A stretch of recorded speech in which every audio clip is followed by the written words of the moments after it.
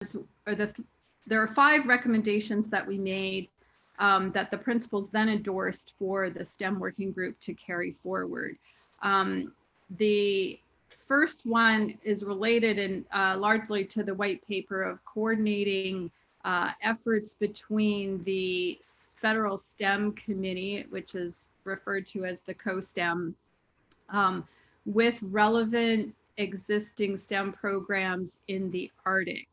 So that one is one that we've just been starting to talk to the CoSTEM representatives about and how we might move that forward. The second one is creating an online guide for high school undergraduates on internship programs with a focus on Alaska and the Arctic.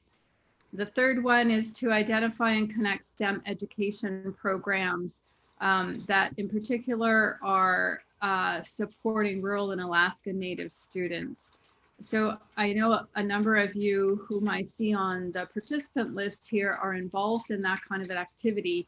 And that one is going to create and require a lot of interagency coordination. So we will be looking at how we advance that, and if there are thoughts and contributions that any of you might want to make to that, we would welcome that. The 3 that you see in the beginning that the principals endorsed for this Arctic STEM working group to advance are largely around interagency coordination.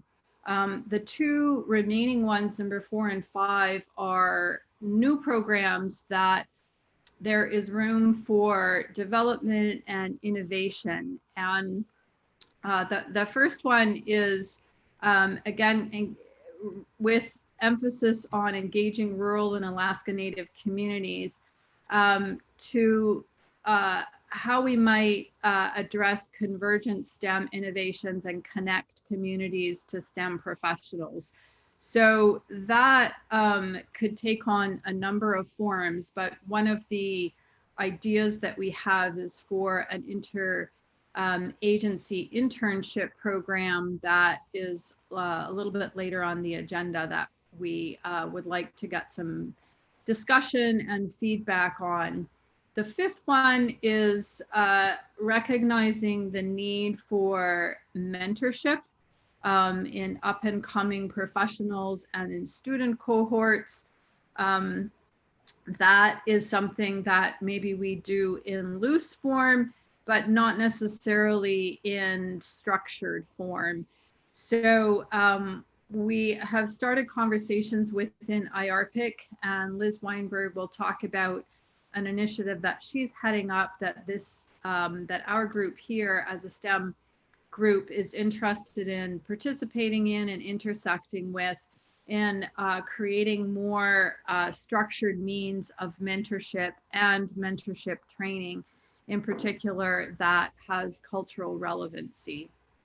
So those are the topics that we just wanted to go over as a framework for the direction that we are setting for ourselves, and that, again, as the agency representatives of IARPC have endorsed in a recent meeting with them. So again, there's room for discussion and how we might look at these things within the framework that is illustrated here in these 5 recommendations. And we have undertaken some are still to be developed. And it's great to see so many people joining this call who have an interest in Arctic STEM and an interest in helping work cross-entity, cross-institution to try to advance some of our common objectives in a connected way. So I am just going to stop there. Largely, this one is informational to set some context, and we've got some room at the end of the agenda for talking about excuse me, some specifics and room for discussion and feedback and input. So I think, Liz, if you could momentarily go back to the first slide for me, if you don't mind that. I wanted to just point out the remainder of the agenda. which Liz is going to talk about the mentoring program that I mentioned. Luis Cubano from the National Institute of Health has put forward an idea about a common portal for Arctic STEM opportunities that he'll speak to. And then myself and Lisa will introduce this idea of an education workforce internship program that we have discussed with some of the folks in the federal STEM, co-STEM community. And then we're hoping for some discussion on that one because it's really just an idea at this point. And I know a lot of people have experience with this kind of program and doing their own work, and how we might consolidate around some Arctic themes there. And then also leaving enough time for discussion and thoughts from you all about your ideas for this working group and Arctic STEM. So with that, I will turn it over to Liz. Thanks, Kaya. Everyone bear with me, please, while I switch which part of my screen I'm sharing.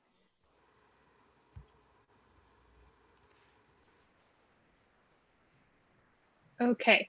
Hi, everyone, and welcome to the STEM meeting. If I haven't met you before, I'm the web manager and community coordinator for IARPC Collaboration. So I'm your go-to person if you've got questions about how to use the website or how the community works. And one thing that I have been working on is a mentorship program. And I'll drop the link in the chat as well in case you want to actually visit the page yourself. It's the same link that I have up on my screen right now.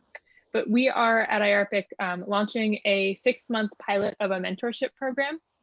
This is something that has come out of conversations with the STEM group, as well as our early career forum and some of the other groups within IARPC who have pointed out both the need for increased mentorship within the Arctic science and research space, as well as the fact that as a sort of federal, sort of non-federal space, IARPC Collaborations is really well positioned to help mentor folks within the Arctic research space into a variety of career paths, not just necessarily the academic career path.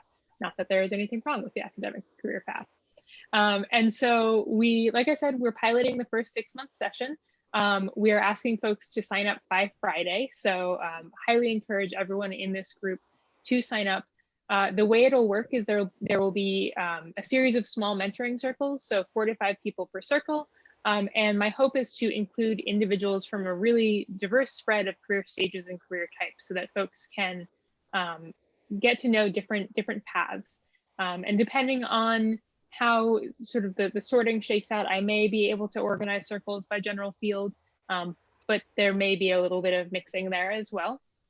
And the idea behind mentoring circles as opposed to one-on-one mentoring is to break down a little bit of the hierarchy that's inherent in mentoring and recognize that everyone has things to learn from one another. So established career folks can learn from mid-career folks.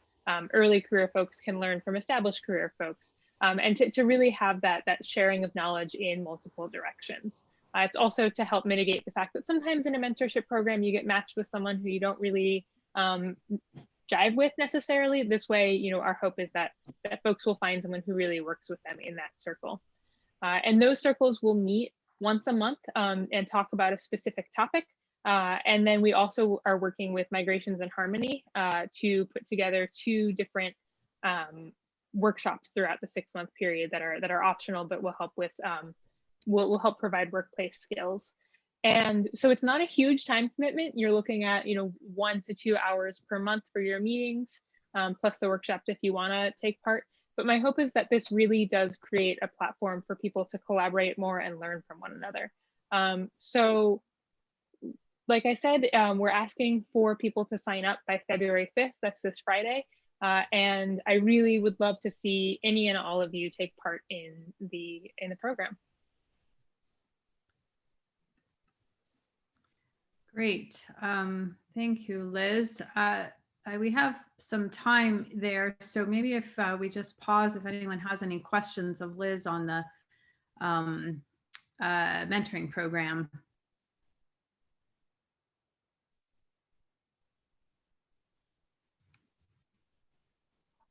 I have a quick question if I can just jump in. Please. So are you trying to encourage graduate students and postdocs and the whole range to get involved in these circles, or who's the target group? Yes, anyone involved in Arctic research, whether they're a researcher or someone working sort of more generally in the space, science communication policy, is welcome to join. I know that we have several grad students and postdocs who have signed up. I think we may even have 1 or 2 undergrads who are interested in working in the Arctic space. So I'm hoping to get a really good spread of career stages and education stages. Yeah, this is Bill Fitzhugh. I'd be happy to lead one of these groups at some point to mentor some kids or talk about museum programs in the North. I don't know how you do, how you assign or how do you decide people, to lead these groups, but I'd be happy to contribute and do something like that. Thank you, Bill. I'm dropping the link to the sign up form in the chat as well. So if folks are interested, that link is on the webpage. But if you're interested in participating or leading a group, it'd be very helpful if you could fill out the form. That way I have everyone's information in one place. Will do, thanks. Thanks, Bill. And we have a comment from Renee about the white paper. So I think we have to check as to whether that can be released publicly. Mm-hmm. Lisa, do you have a sense of that? Or should we check on that? We do need to check on that. The actions that we listed were approved by the IARPC principals. The white paper was a white paper to the principals. We do expect to release it publicly. We would like to release it publicly, but I think we should just double check. Okay. All right, great. Thank you. So I think we can move to Luis to talk about his idea for a common portal. Again, a large part of the effort on how we might coordinate efforts that we're all involved in. So Luis had an idea for that, and I'll turn it over to him to talk about that. Yeah, I was thinking that somewhere in the website, we could have a couple of new tabs. For example, one of them could be summer research opportunities for undergraduates. And each agency that has different opportunities can put in the information and a link to the application in that site. For example, I'm an NIH-IC, and in addition to running our regular programs, we have grantees that we provide funding to, that they also run their own programs. So in my case, I will provide information about the opportunities not only in Bethesda, Maryland, but also across the nation that we run. And we can also have another link about funding opportunities at different career stages that the different agencies provide, but have them all in a single place. That way, undergrad students or graduate students don't have to go to, many different websites that have different layouts and different keywords and different terminology to be able to find the information that they're looking for.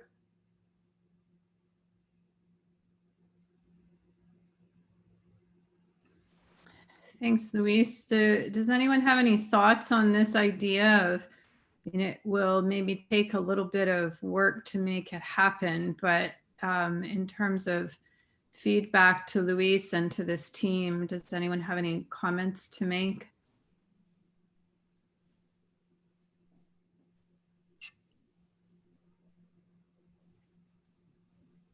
Yeah, for what I saw, we have some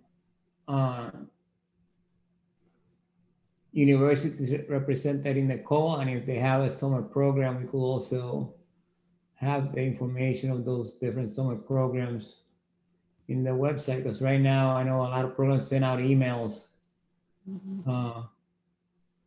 promoting their programs. We could have a centralized place in the website.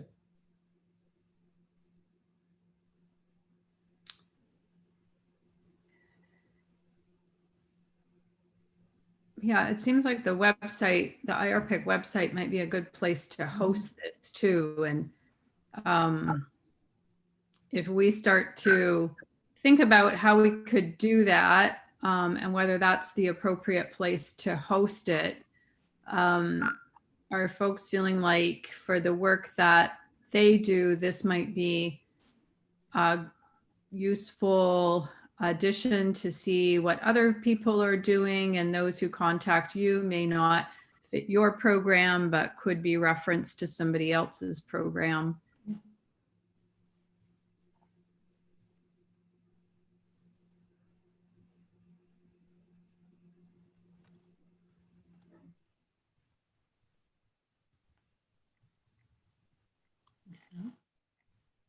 Can just offer one note, Kaya, that it would be important to have a plan for keeping it up to date and making sure to audit, sorry, the dog barking, to audit the content at least annually, because, you know, web pages quickly become out of date otherwise.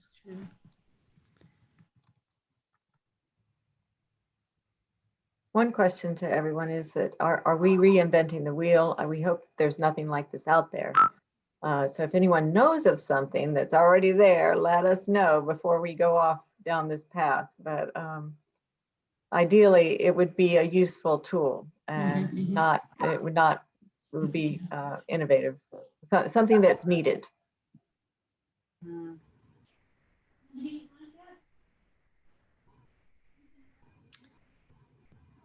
Maybe we could ask to folks that are on this call if your program is something that you publish, you know, via a website or some other means, if perhaps you could send us a note about that, and we can take a look at the scope of activities and then see how we might generate something of this nature. I will put my email into the chat box here.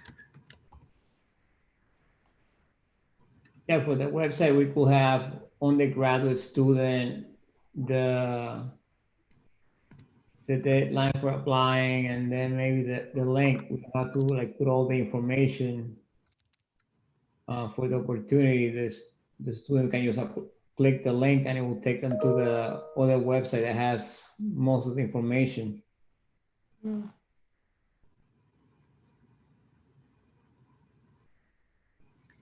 Luis, does NIH have any consolidated effort for the NIH programs? We have a website that works for the intramural research programs. But when it comes to the different grants that we give out, we don't have a single page where we have all the summer experiences that are funded by grants.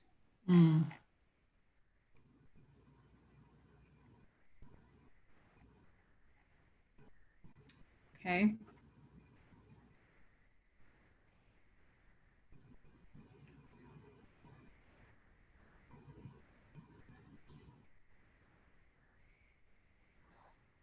Anyone else have any thoughts?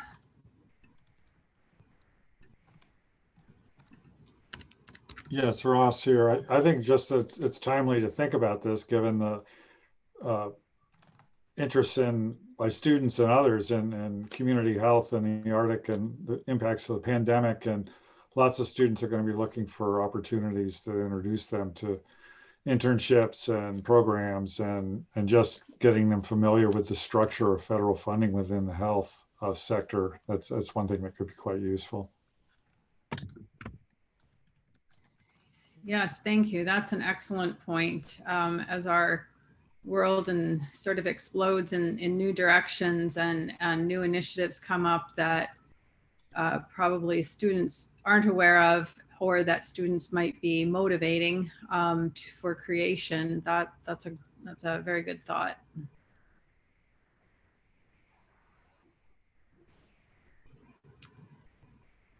Okay, I see that Liz corrected me on Lisa's email address. I apologize for that, but if you could note her correct address if you want to send either Lisa or myself information on your program, we'll start to look at how we might be able to generate such an idea.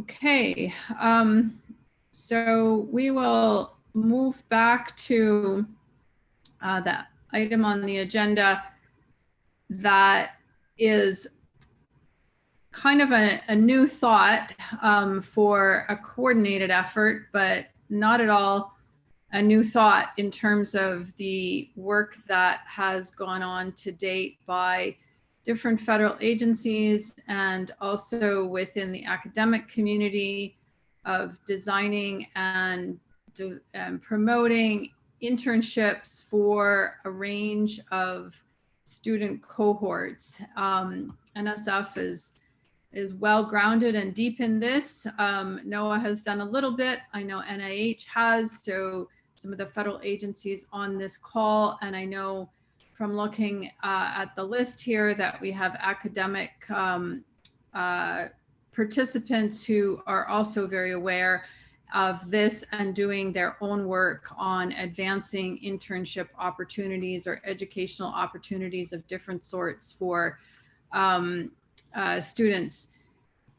One of the things that we have observed and folks have struggled with is how do we provide Arctic specific internship opportunities for STEM, and also that join in some fashion with local traditional knowledge or indigenous knowledge integrated into those programs in a way that we benefit a wider community, and also in a way that we serve students of the Arctic who come from practices of traditional knowledge or indigenous knowledge and don't necessarily see a place for themselves in a traditional academic STEM program or in a traditional academic pipeline that leads to a bachelor's, master's, PhD degree, and some trajectory that ends up in an academic position. So from a number of these conversations and observations, there have been a few efforts to try to create something such as this, but from agency standpoint, I guess I'm speaking mainly for NOAA here, we have not been that successful in doing so. And there are barriers to such a thing in terms of the infrastructure that's needed, the capacity that's needed, the appropriate design that's needed, and some level of sustainability that's needed. I'm sure, as those here know, there are many more challenges than that, but that complement of questions was part of what got us talking within the federal community about how we might look at something that has some level of coordination amongst the different programs that exist, or some version that could be new, and how we might generate that.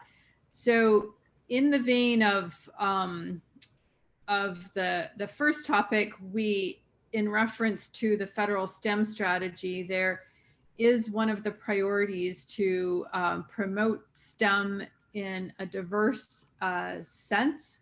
And Lisa and myself had some conversations with representative from the federal STEM strategy committee, and started to think about how we could advance this idea.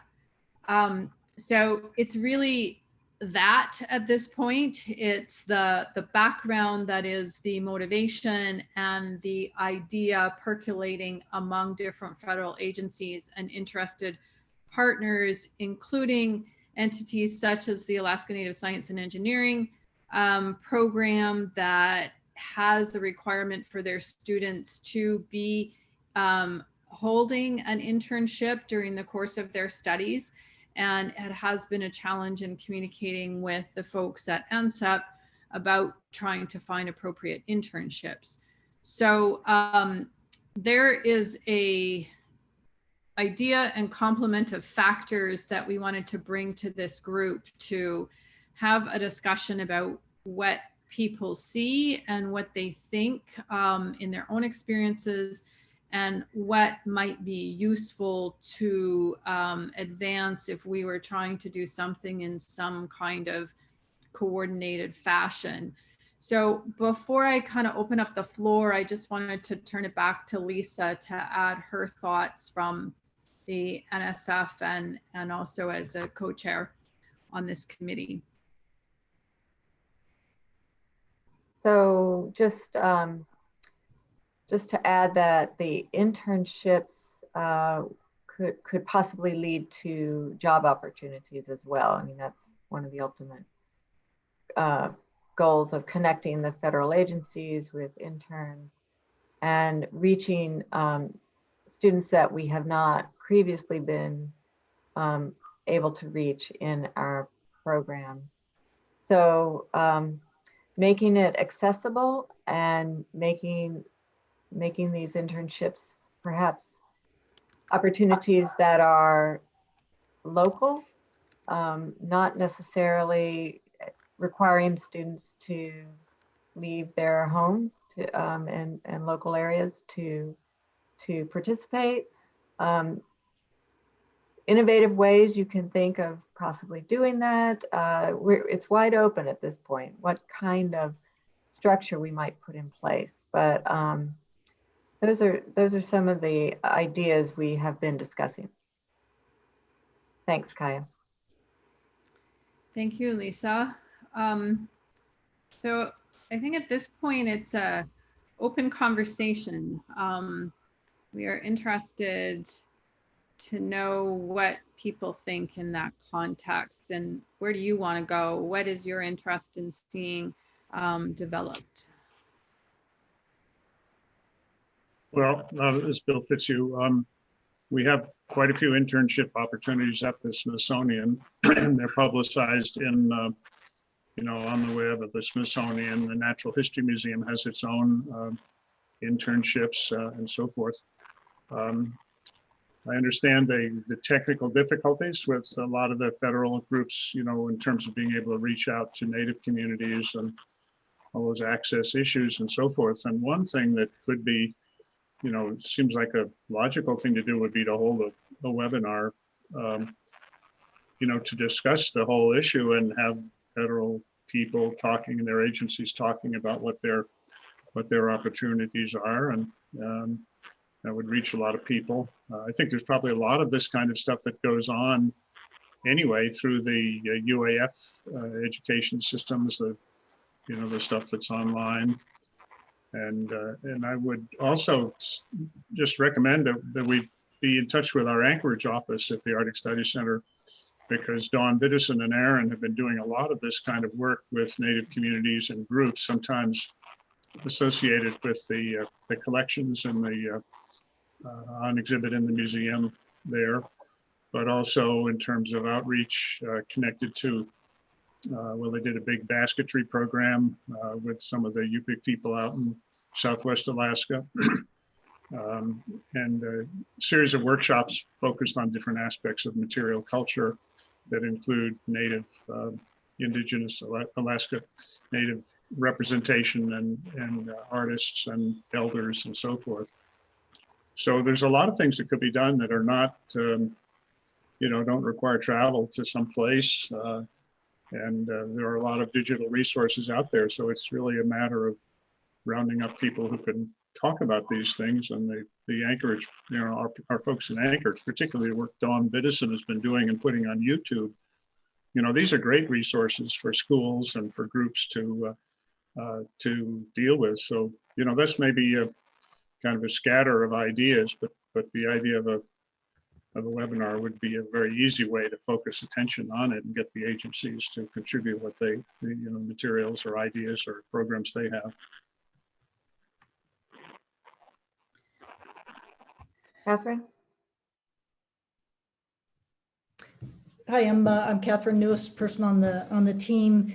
I looked at some of the audios or videos from the previous meetings that this group had as preparation, and got the understanding that there are real concerns by the community, by the parents, teachers, elders, about where their kids are going and what's going to happen to them, and some anxiety about their children going off to learn or do something, and gosh knows, maybe not come back. So I was thinking, if we came up with some, what they call in business use cases, some model kids, different ages, high school age, maybe post-high school age, and what sort of a program they could go into, and what would happen to them, and where they would be maybe several years down the line after that opportunity. That might be exciting for the young people, and it might, maybe, hopefully, would provide some reassurance to the parents and families and elders. You talked about not everybody is going to be on an academic trajectory, but some people might. So if you're 16 and you get to have some opportunity in your late high school years around a university, maybe you can end up in that university and you could be studying something that quite possibly can come back to the community. If you're more on a vocational track, can you learn something about, I saw a webinar recently on transportation and transportation-based infrastructure in Arctic communities, and how challenging that is. Can someone learn some of those skills, those practical engineering skills, and then be poised to go back to his or her community, or maybe a different community, and use those skills as a skilled person where prior to that he or she wasn't. So that I'm just wondering if that might be a way that if you're a worried parent and you can see a picture of a teenager who looks like your kid, who's now able to do some things, either back in the community or maybe going on outside the community, but to do, do some great things, that might hold some appeal. So those are the thoughts that I came up with. What happens to the participants? How are they different maybe a few years down after having this opportunity? So that's what I have. Thanks. Those are good comments, and yes, the career path examples are great. So any other comments, anybody? Yeah, well, maybe I just would sort of second that approach. And Dartmouth as an institution has a long relationship with Alaska Native students who've come to Dartmouth, and most of them, many of them have gone back and done amazing things. And we also have a very extensive recruiting network and a fly-in. So we have a strong network of fairly young graduates who are doing things in Alaska and communities and government, all kinds of things. And so that idea of either through a webinar or professional development, but you're right, finding inspiring pathways and multiple kinds of pathways for students from communities, so everyone feels more comfortable about what might transpire if they take some of these opportunities. And and that you can come home and have an impact and have, have the career that you're seeking. So I think leading by example there is a great idea. So I'd be happy to suggest some people that might be good for that, or at least from the contacts we've had. I know Bill Fitzhugh knows many students in that same category through his long career of working up there.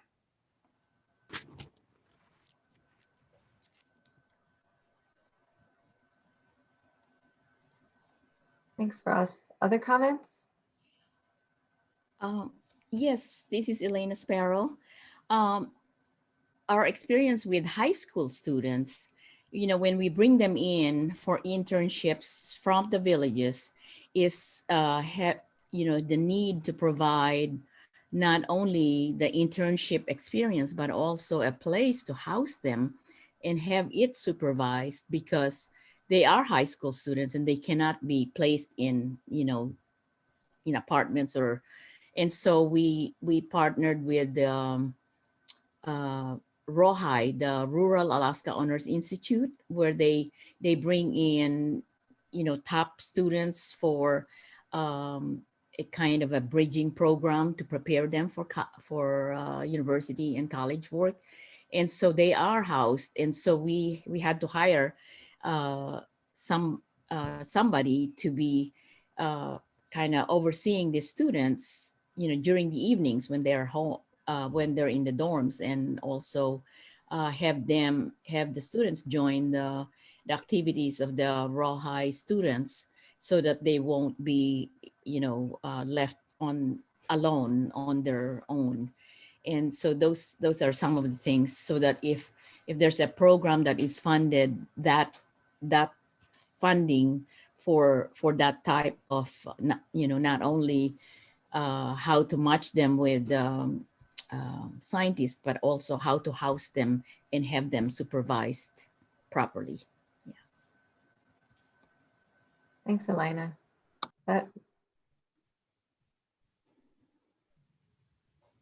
had one thought to add, which is, where possible, thinking about the summer is obviously the best time for most of these programs to happen, given the academic schedule and other research schedules as well. But that's something that we've seen can cause conflict with subsistence and other priorities that happen in the summer. So thinking where possible, if there's potentially something that could happen for a few weeks in the spring or in the fall, that doesn't necessarily take up a student's whole summer and pull them away from their homes all summer. I think that could be very attractive if you're specifically looking to attract students from the Arctic. That's an excellent point. In fact, Elena, is your program, is it in the fall or? Elena, you're muted. Yeah, so. sorry. Yeah, it was in the summer. It was in the summertime, but we know that she's right. Serena is right, because even in the program that we're working with community members and educators, they come in as a team for intensive workshop and course. We actually considered the timing, because if it falls on when the fish is running for certain regions, then we, by the timing of our course, then we're excluding some people. So we actually intentionally try and see, okay, who are we, our intended audience. If we want to cover coastal, then it has to be a certain time of the summer period to be able to allow them to come, so that it doesn't conflict with subsistence. Thank you. Other comments? Hi, this is Media Chobadihas. I just wanted to add a little bit different perspective. I'm looking at this issue from someone who's teaching in the community college in the lower 48. So my students, probably when they first come in, this is the first time they encounter anything about the Arctic or Arctic issues. It's important for us to spread the word, create awareness about the Arctic and any Arctic issues. from students who are coming into our courses. We have them for a very short period of time because we have them for 2 years usually. And this is usually the first time when they have any kind of STEM research, hands-on STEM research experience.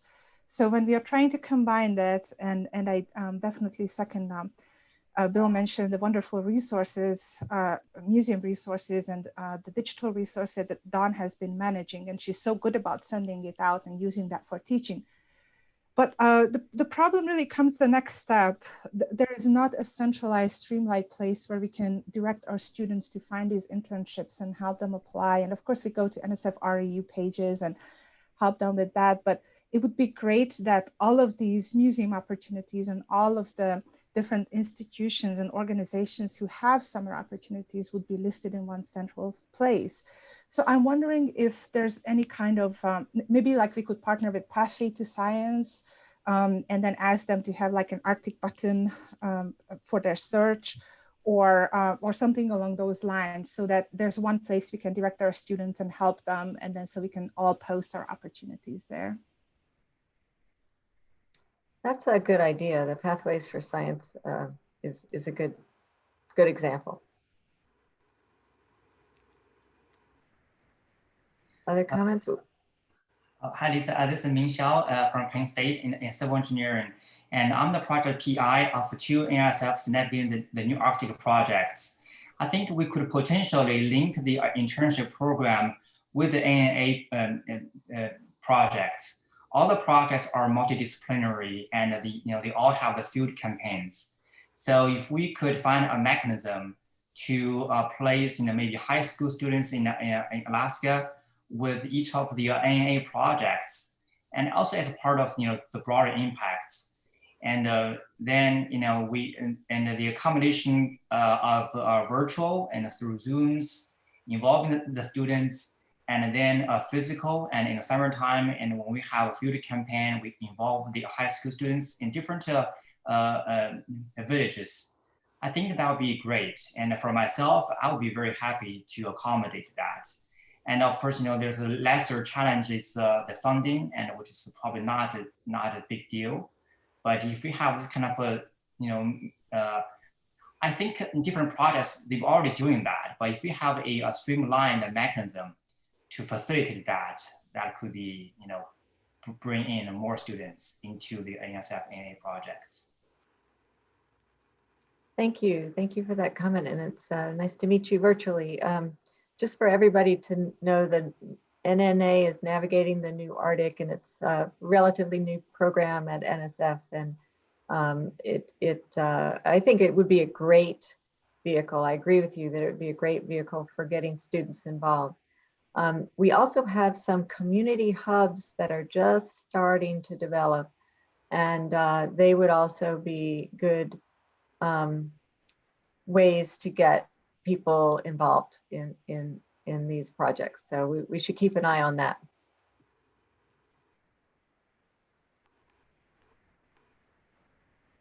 Other comments?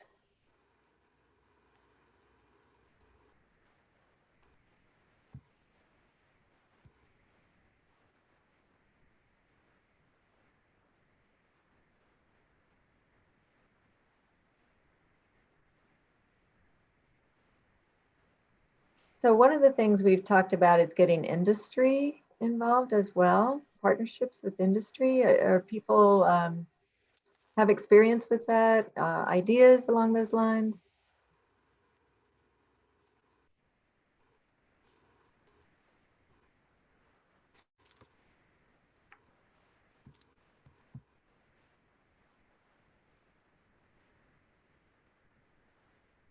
So this is Renee. As you asked that question, I got to thinking, and I've been thinking about the role that the 12 regional corporations could play in this effort.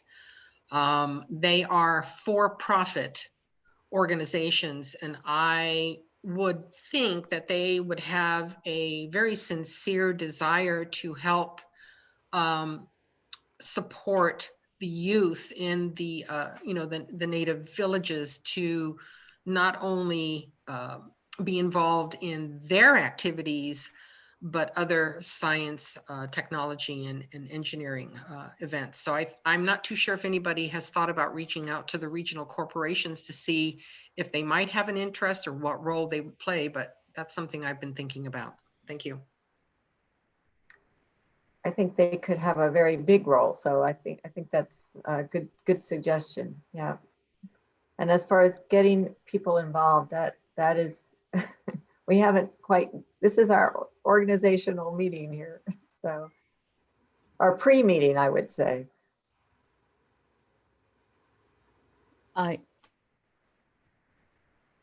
Elena, I think you're muted.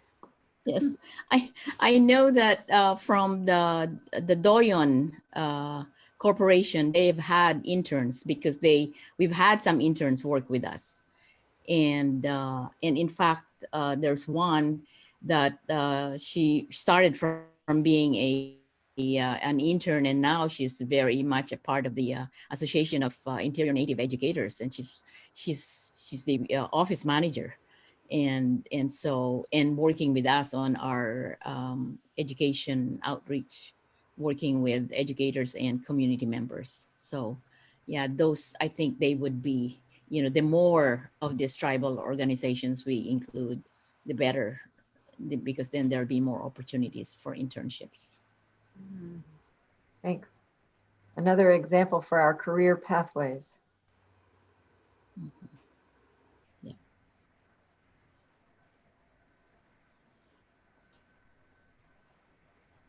Any other thoughts on this topic, or we wanted to make sure that we left some time for folks to bring up any issues that were of their own interest and trying to put them out into this arena?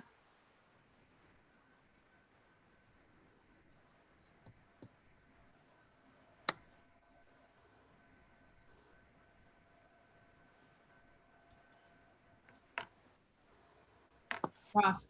Yes, hi. Well, one of the things I'm grappling with right now is I'm PI for the Joint Science Education Project that Lisa generously supports. And we just recently had 325 applications from high school students all around the country for this program, which normally selects 5 students and takes them to Greenland for field experience with high school students and teachers from Greenland and Denmark. So obviously we're not going to be able to go to Greenland this summer. We're going to run a virtual program. The value of that is that we can accept many more students and build a much more diverse group of students to work together online.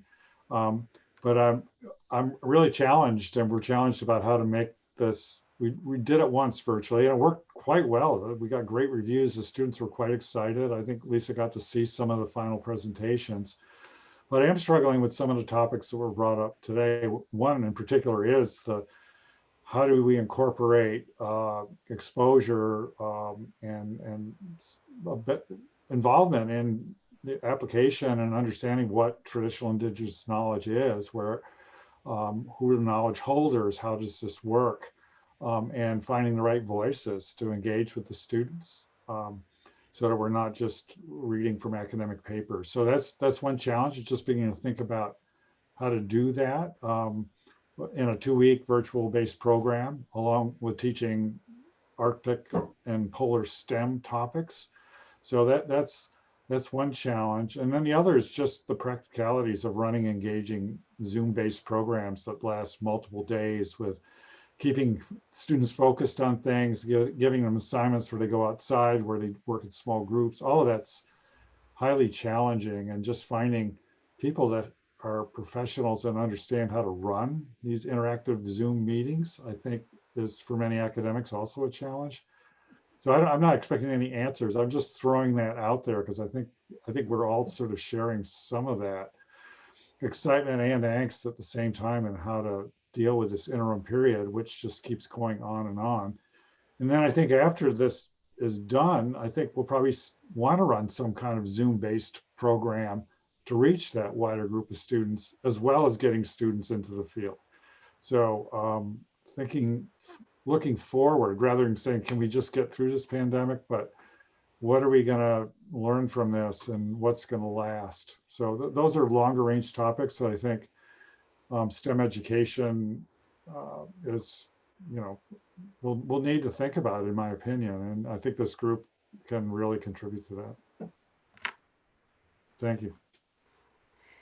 Yeah, I think those are some things that we can all start to think about in terms of forward projecting, because I think you're right. We're not going to just abandon this when these platforms, when we resume some normality, we're going to adopt some things and toss others. I want to second what Ross said, and Kaya too, because with the REU program, Research Experiences for Undergraduates at NSF, everything stopped this past summer, and everybody had to decide, do I go virtual? Do I just close the program down? And some of our brave PIs went virtual, and the results were really wonderful and amazing. I mean, it was hard, but I think everybody came away from that experience thinking, okay, we can do this, and there are good reasons to do this, because we reach students who we would never have been able to include otherwise. You know, students who are perhaps not able to, they have families, or they have disabilities, or they have whatever constraints. You know, a lot of it was also financial. They had other jobs. And so it was we were able to accommodate a lot of students we would never have been able to reach, and that was worth it. And I hope we can continue. We're putting out the call that we would like to see more virtual REUs. One thing that we were able to do through our summer experiences was that the PIs collaborated with one another. So they had like a virtual activity, you know, at one location. They transmitted or Zoom to all the other locations. So they didn't have to have like 5 separate talks about the same topic. They could have one person giving the talk to 5 different places. And that way they could unite resources and things that they could not do before because they didn't have the person available. Now all of a sudden you have more topics that you can include in your training. Yeah, Liz just made a comment to me in the chat that it might be a good thing for this group and a wider audience if we pull together some folks to have, you know, a presentation or some sort of panel discussion on lessons learned from the virtual experiences and the challenges that have arisen, some of which maybe we can address and some maybe not. But I think that's a great suggestion that Liz has made, and maybe something that we could work towards with folks here or others. Great idea, Liz. And I see we have 2 minutes left. Any closing statements?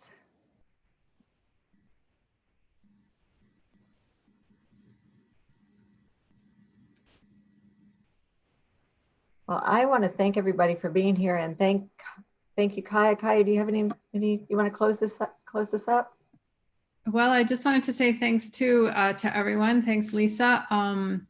And we are trying to host periodic regular meetings of this group.